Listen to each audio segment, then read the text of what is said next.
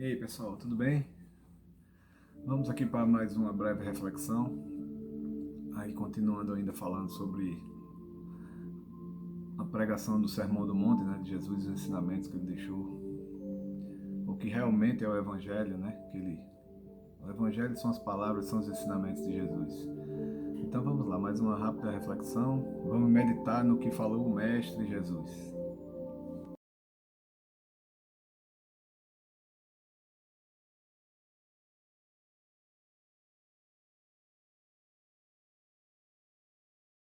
E aí pessoal, ontem, essa semana, soltei um vídeo falando sobre distantes do reino, né? Falei um pouco sobre como a religião, né? O cumprimento de certas regras que começou lá. Deixa eu me ajeitar aqui, tá muito longe. Que começou há séculos e séculos, milhares de anos atrás. Aí chegou na época de Jesus e estava daquele jeito. A religião afastando o povo de Deus. E Jesus veio e para dar um sentido e mostrar qual é o verdadeiro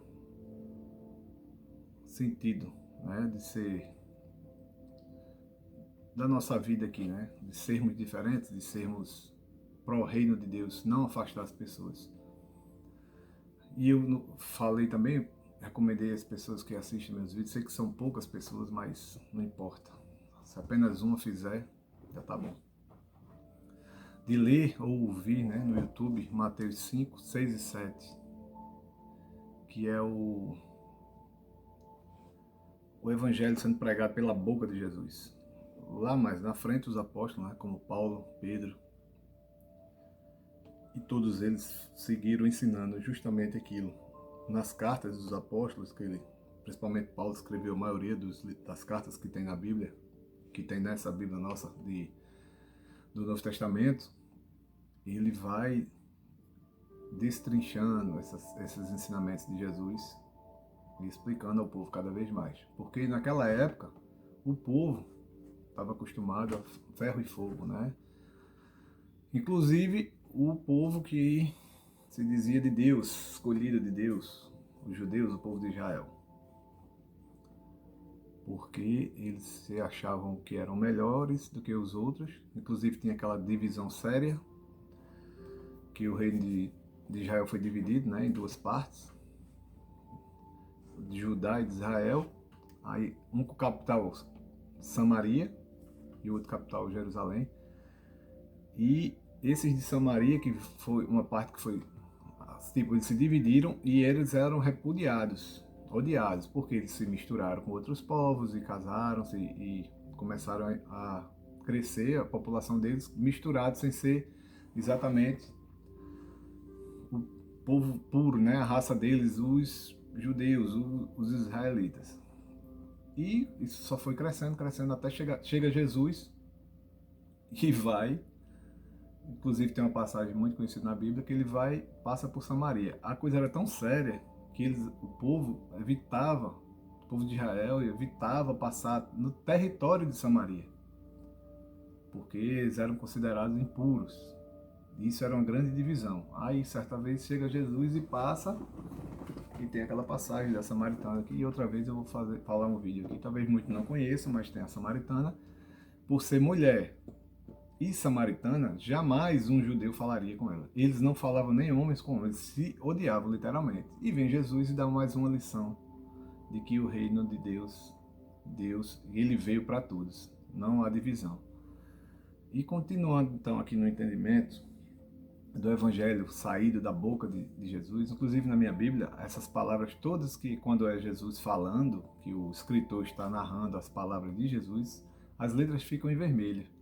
E é justamente essas letras vermelhas que nós precisamos dar maior atenção, porque é saída da boca de Jesus, é saída da boca do Filho de Deus, é saída da boca de Deus aqui na Terra.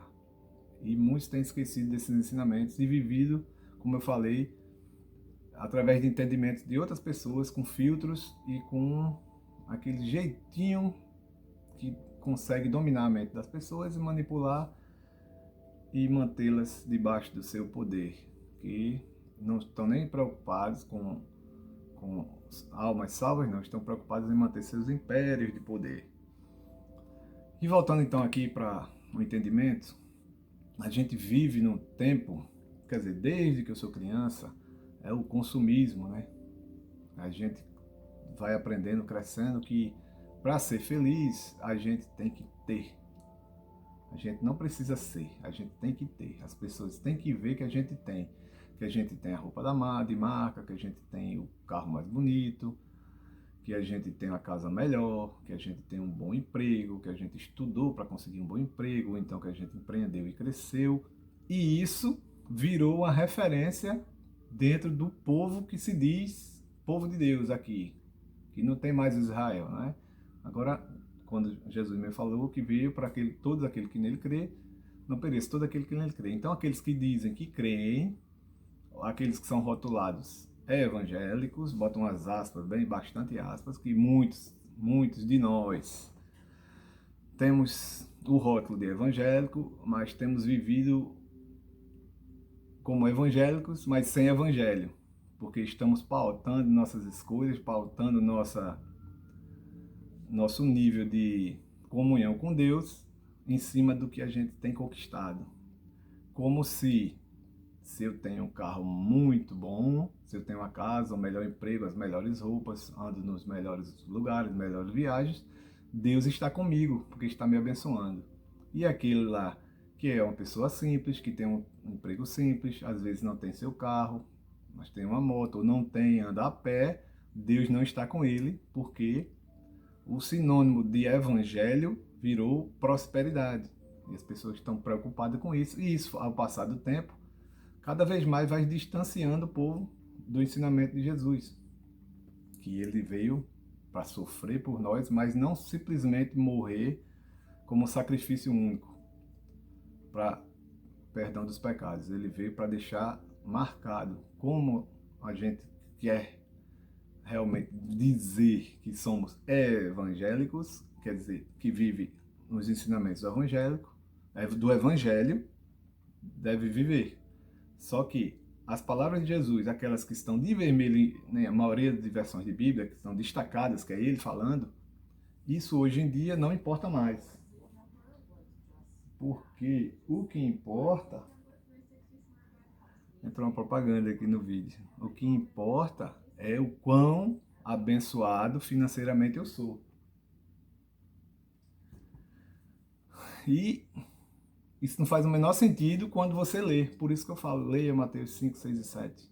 Se faz sentido esse tipo de ensinamento. Que sua proximidade com Deus está sendo medida de acordo com a sua prosperidade financeira. Se você tem muito dinheiro, que isso virou sinônimo de bênção. Ah, conta a benção, tá? Eu ganhei tanto, eu fui promovido, eu consegui comprar um carro, embora que tenha sido em 60 prestações. Mas que vale é contar a benção. Então, eu vou ler só um trechinho aqui de Mateus 5, para quem assistir já começar a pensar. E depois você se anima e procura aí.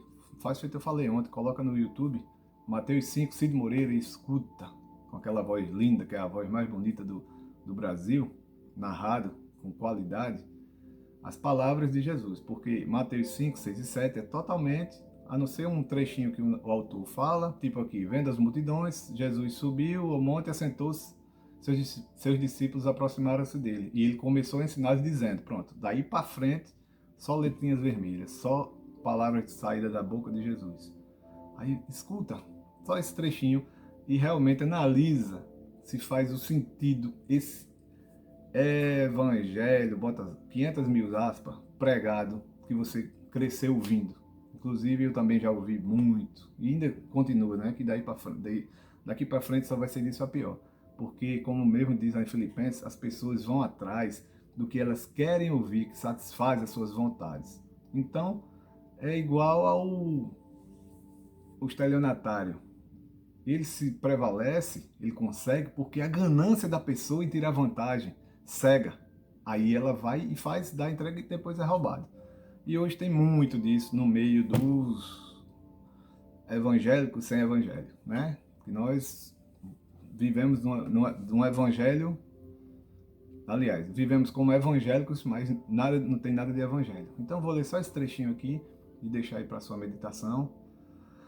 E vamos lá. Mateus 5. Vendo as multidões, Jesus subiu ao monte e assentou-se. Seus discípulos aproximaram-se dele e ele começou a ensiná-los, dizendo: Bem-aventurados os pobres em espírito, pois deles é o reino dos céus. Bem-aventurados os que choram, pois serão consolados. Bem-aventurados os humildes, pois eles receberão a terra por herança. Bem-aventurados os que têm fome e sede de justiça, pois serão satisfeitos. Bem-aventurados os misericordiosos, pois obterão misericórdia. Bem-aventurados os puros de coração, pois verão a Deus. Bem-aventurados os pacificadores, pois serão chamados filhos de Deus.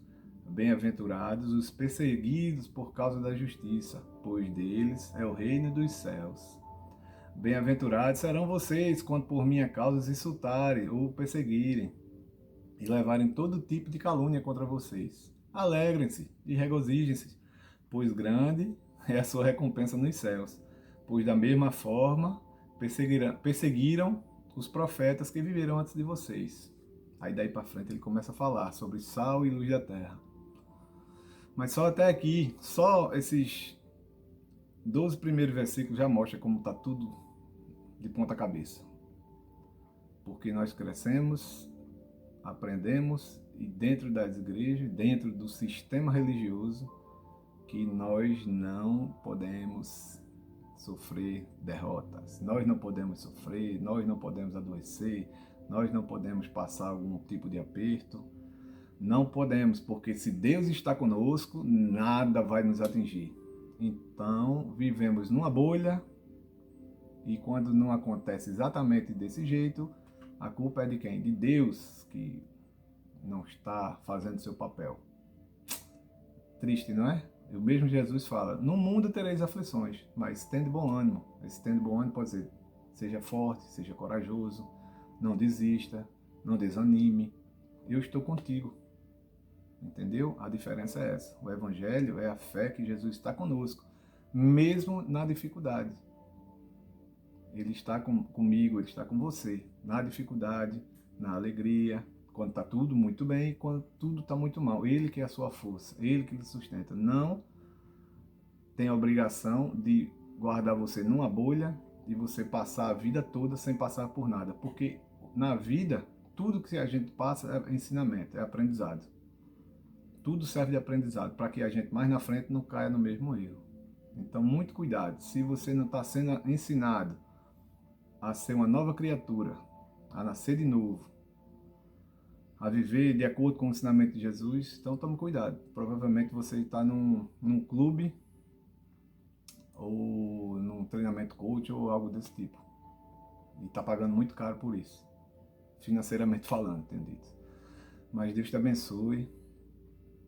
Medita, lê as palavras de Jesus, Mateus 5, 6 e 7, vou ficar repetindo, vou ficar até repetitivo, mas a gente ouviu tanta repetição na nossa mente de coisas fora do Evangelho que a gente acredita daquele jeito. Então agora é hora da gente repetir o jeito que Jesus fala. Não precisa ser o que eu estou falando, é lendo e ouvindo o que ele fala. E você lê, você bota o áudio e acompanha na Bíblia se tem alguma coisa fora do que está escrito. Lembre-se, Jesus veio por amor de Deus, por mim e por você, para morrer, sofrer e pagar nossos pecados, nos dar o direito de sermos chamados filhos de Deus. Para nós sermos livres, temos a escolha de seguir o caminho da luz, que é Jesus, tá bom? Então, pense, medite, leia, tire filtros, leia o Evangelho falado por Jesus. Está tudo escritozinho na Bíblia. Está tudo gravado em áudio também agora nas mídias. Então, o Evangelho é o de Jesus, não com filtros que tem sido muito ensinado por aí afora, tá bom? Eu não sou dono da verdade, mas Jesus é o dono da verdade. Então, você lê 1000 vezes e medita. E aí você toma a sua escolha, para que caminho você quer seguir, tá bom? Deus te abençoe, tenha um excelente dia. Fiquem todos com Deus.